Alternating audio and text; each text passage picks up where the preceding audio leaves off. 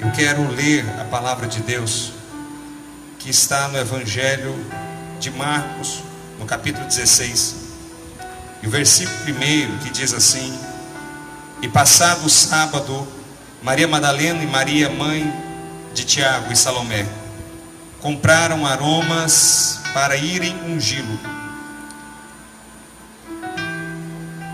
O outro texto, que faz exatamente referência a esse mesmo momento, está em Lucas, no capítulo 23, e o versículo 56, diz assim: E voltando elas, prepararam especiarias e ungüentos, e no sábado repousaram, conforme o mandamento.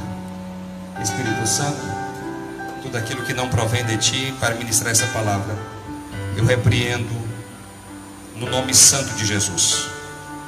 Espírito Santo, seja o Senhor quem fala nos meus lábios a partir de agora, e que o meu coração esteja vazio para receber toda a revelação do Senhor, para alcançar essas vidas agora no nome de Jesus. No sábado próximo, passado, foi para os católicos o sábado da aleluia, né?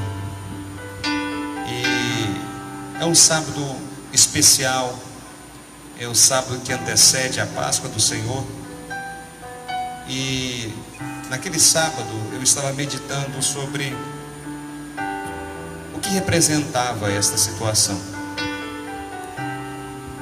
E pelo Espírito Santo de Deus eu pude compreender algumas coisas.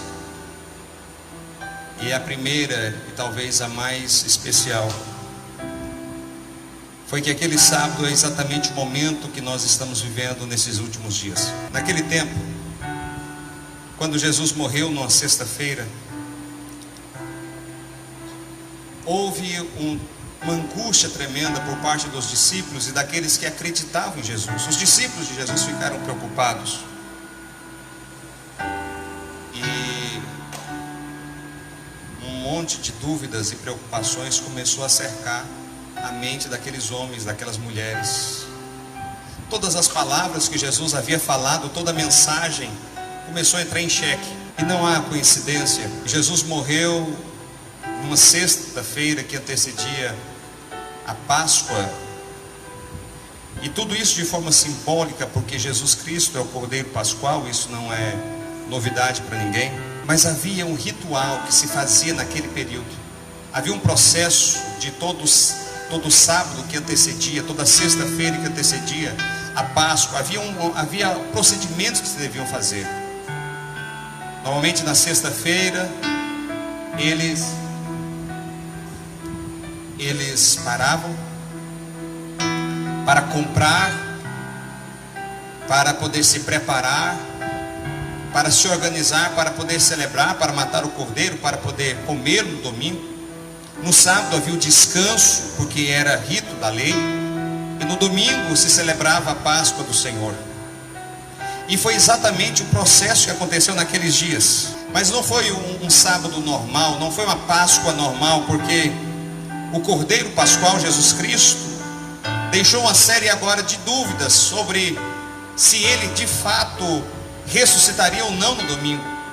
Se todas aquelas palavras que Jesus estava pregando e ensinando era de maneira literal ou não. Se os dias que Jesus falou ao terceiro dia, se seria ao terceiro dia contado, ou se seria o dia como daqui 1000 anos, quando Jesus ressuscitaria. Eles não sabiam. Eles confiavam na palavra, mas uma série de dúvidas e incertezas invadiu o coração daquele povo. Mas o que me chama a atenção é que algumas mulheres não mudaram o seu procedimento.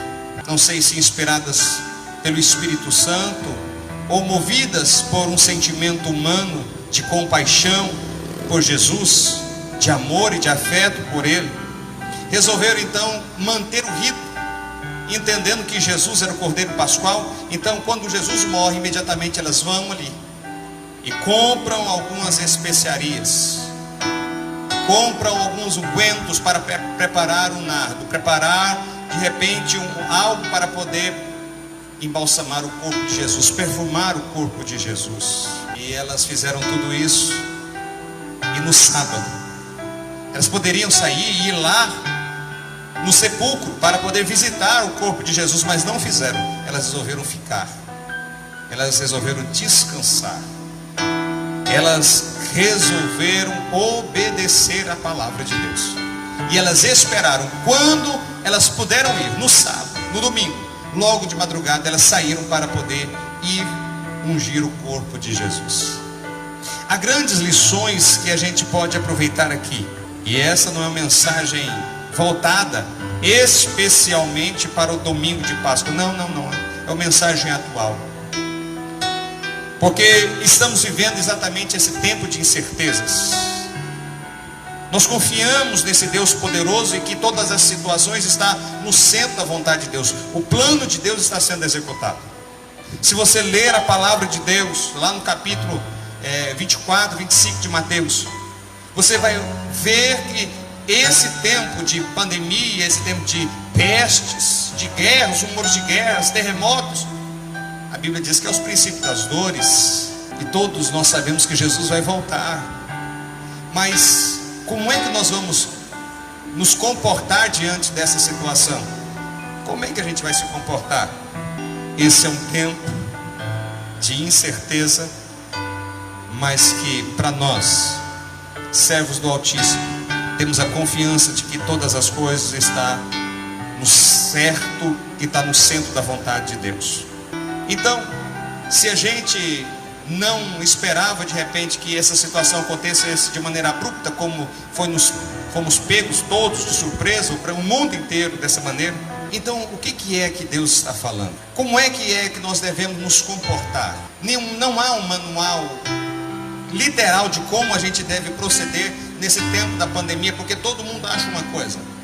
Algumas pessoas acham que a gente deve ir para a rua trabalhar, outros acham que as pessoas devem ficar em casa, outras as pessoas acham que alguns devem sair, outros devem ficar.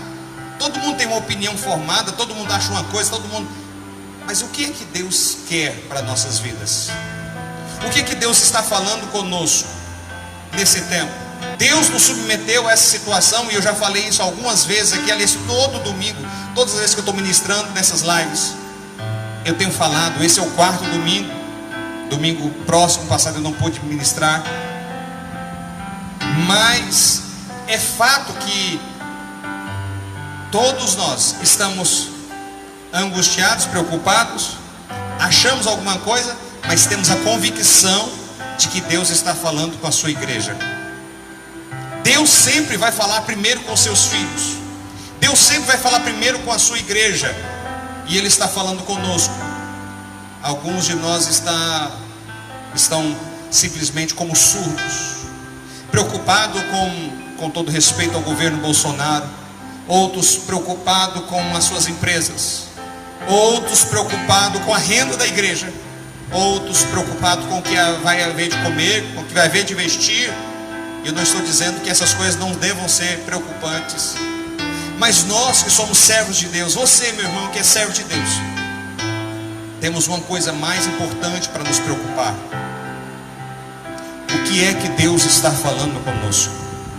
Nós estamos nesse tempo de incerteza, então o que Deus está falando? E quando era naquele sábado, eu estava só na minha casa, e eu meditando na palavra de Deus, eu vi claramente que independentemente do que Deus tem feito, Ele separou um tempo para a nossa preparação, para que nós estejamos preparando algo para esperar o dia do Senhor. Esse é o tempo que Deus preparou para comprarmos especiarias, para prepararmos um unguento e um nardo puro para apresentarmos ao Senhor. Talvez Jesus não volte daqui a algumas semanas. Talvez Jesus ainda demore em voltar. Eu não sei. Eu quero que Ele volte hoje. Eu quero que Ele volte agora. Mas pode ser que Ele não volte. Mas o que é interessante é que a gente precisa compreender os tempos e as estações. E esse é o tempo que Deus preparou para que eu e você estejamos comprando, alertando. É tempo de prepararmos as nossas lamparinas. E é fato que a gente lembra da parábola das 10 virgens, porque quando chegou o tempo de comprar, algumas virgens estavam descansando, estavam dormindo, enquanto as prudentes tinham reserva, podiam descansar. Vai chegar o tempo onde a gente vai todos dormir, tanto aqueles que estão fiéis quanto aqueles infiéis. Mas esse não é o tempo de dormir. Agora é o tempo da gente ir e comprar especiarias e unguento. É tempo de você sair do seu lugar. E não é ir para a venda, não é ir para o supermercado, para a casa lotérica, para buscar os 600 reais. Não é tempo para essas coisas. Pode ir. Mas a prioridade para aqueles que servem ao Senhor é tempo de ir para o quarto. É tempo de você entrar no secreto de Deus. É tempo de você comprar algo da parte de Deus para poder se sustentar no momento que chegar o sábado. Vai chegar o momento do sábado de descanso, e quando ninguém pode mais sair de casa. O sábado não adianta você sair, porque não vai ter ninguém para poder te vender alguma coisa. As igrejas vão estar fechadas. Vai chegar o tempo onde não vai haver como as pessoas irem buscar do Espírito Santo, porque todos estarão encerrados. Mas hoje você pode. Hoje você tem acesso às redes sociais. Hoje você pode levantar a sua mão e aceitar Jesus. Hoje você pode se render. Hoje você pode buscar a presença de Deus tranquilamente. Mas vai chegar o tempo aonde isso não será mais possível. Esse é o tempo da preparação. Eu finalizo essa palavra convidando você, meu irmão e minha irmã, a fazer exatamente como eu. Se arrepender e não mais fugir desse tempo. A gente está vendo essa situação e a gente está preocupado com coisas outras, e estamos negligenciando ao que o Espírito Santo está falando conosco. Eu me arrependo, porque durante algumas semanas eu tenho lutado, querendo abrir a igreja, fazer isso, querendo fazer alguma coisa, buscar, e não, o Espírito Santo tem falado conosco, ele tem gritado aos nossos corações. De maneira desobediente a gente tem resistido. As pessoas não têm dado o devido valor à voz de Deus. Esse é o tempo onde a nossa nudez ela está clara e está evidente.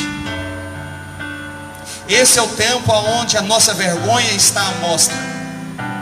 Esse é o tempo onde os pais estão tendo a consciência de como eles são péssimos pais, porque estão vendo como está o comportamento dos seus filhos. Esse é o tempo onde os filhos têm visto como eles são desobedientes aos pais, porque não conseguem se submeter e ficar dentro de casa. Esse é o tempo onde os empregados têm visto como eles têm sido negligentes e maus, como os patrões têm visto como eles são péssimos para os seus funcionários. Esse é o tempo em que a gente pode perceber como nós não somos bons pastores, como disse a lição de hoje de manhã. Esse é o tempo onde a gente tem percebido que nós não somos boas ovelhas, bons membros. Esse é o tempo que a nossa nudez está ficando clara, aonde a gente tem tempo para ler a palavra e a gente não lê. Esse é o tempo que a gente vê que a gente tem tempo para orar e a gente não ora. Esse é o tempo que a gente vê que a gente só vai para a igreja por causa às vezes de um ambiente social e por causa da comunhão que temos uns com os outros, mas não por causa da centralidade do Espírito Santo, que Ele é o centro. O Senhor Jesus é o centro da igreja, e a gente não tem vindo para cá por causa dele. Porque se a gente se importasse mesmo com Ele, e Ele estando dentro da nossa casa, a gente já se sentiria satisfeito, contemplado por Ele. É tempo da gente se voltar para Ele. Não é tempo da gente coser folhas para tampar as nossas vergonhas. Eu volto aqui para o Éden, porque a gente, via de regra, vai e volta para o mesmo processo. A gente fica arrumando subterfúgios para tampar as nossas vergonhas. E a gente arruma um tempo para fazer isso, fazer aquilo, mas a gente não vai atrás do nosso Senhor. É tempo da igreja encarar a realidade. Nós não podemos mais fugir. Chega de fugir. Não se preocupe com os governos. Não se preocupe com as empresas. Todas as coisas estão na mão do Deus Todo-Poderoso. A Bíblia diz que do Senhor é a terra, a sua plenitude e todos que nela habitam. Deus não vai perder o controle da terra. Nunca perdeu e jamais vai perder. Deus está chamando a sua igreja para se voltar a Ele. É tempo da gente se voltar para Ele. Pare o que você estiver fazendo. Não se angustie mais. Como é que está o seu culto doméstico? Há um fervor pela presença de Deus? Ou a gente está desanimado e angustiado com isso? A gente faz apenas algo ali formal, algo apenas ritual. Deus não está querendo essas coisas. É o tempo de buscarmos ao Senhor. Vai chegar o dia do sábado, aonde a gente não poderá mais fazer nada, aonde a gente não vai poder arranjar desculpas, e de repente alguém vai falar assim: vai atrás, vai buscar o seu azeite, vai comprar unguento, vai comprar nardo para apresentar ao Senhor, e não vai haver mais possibilidade. Hoje a igreja está fechada, mas você está cultuando aí da sua casa. Vai chegar o tempo onde o Espírito Santo vai fechar e a porta da salvação não vai mais se abrir. E o que será? Você está diante da sua realidade. Maus maridos, más esposas, pecados ocultos, pecados secretos. É tempo da gente poder colocar isso tudo na presença de Deus e das pessoas que nós ofendemos, e prepararmos de verdade. Não é tempo apenas de prepararmos sermões, não é tempo apenas de preparar bons louvores. É tempo de preparar a nossa alma para encontrar com o nosso Senhor. Jesus já ressuscitou, e agora Ele vem buscar a sua igreja, e é isso que nós esperamos. Nós estamos no tempo, na madrugada da preparação. Jesus está chamando e alertando, dando alguns sinais. Deus nunca ao longo de toda a sua palavra fez qualquer coisa sem alertar o seu povo. Jamais. Deus sempre mandou os seus sinais para alertar o seu povo. Pode procurar na palavra de Deus. Nunca o povo de Deus foi pego de surpresa. E Deus está falando mais uma vez: é tempo de preparação. Vai chegar o sábado, o tempo do descanso, o tempo onde a porta vai se fechar. É tempo de você sair e comprar azeite e se voltar para o Senhor. Reconhecer a pecaminosidade que há nos nossos corações. Pare de coser folhas de figueiras para poder cumprir a sua vergonha. Assuma quão pecadores nós somos. Eu sou um péssimo pastor, sou um péssimo pai de família, eu sou um péssimo sacerdote. Não tem nenhum problema, mas eu me chegando a Deus, a misericórdia dele me alcança nessa noite, alcança você e na sua casa, e eu sei que o amor dele cobre todo este pecado. É muito maior do que qualquer pandemia, qualquer angústia, qualquer preocupação, qualquer morte, qualquer coisa que possa existir. O amor dele é muito maior do que essas coisas. Nos cheguemos a ele. Eu finalizo essa palavra agora convidando você a se arrepender de verdade. A primeira mensagem que eu preguei foi dizendo a respeito do arrependimento, que a mensagem que João Batista começou, Jesus Cristo deu continuidade, Pedro continuou, e ela continua atual. E eu termino convidando você ao arrependimento, porque eu estou me arrependendo diante de você, diante de Deus, diante dos homens, porque eu sei que o bom amor do Senhor Jesus Cristo nos alcança neste lugar. Se você quer tomar uma decisão de se arrepender, se você quiser olhar para dentro de você e ver a sua condição, se prepare para encontrar com o Senhor. Feche os seus olhos. Coloque a mão no seu coração aonde você está. E eu sei que o Espírito Santo vai te alcançar agora em nome de Jesus. Soberano Deus, eu me arrependo, Pai, porque eu tenho fugido. E essa é a palavra. De encarar, ó Deus, o tempo que o Senhor tem preparado para a tua igreja. Me ajuda, Senhor. Ajuda o teu povo.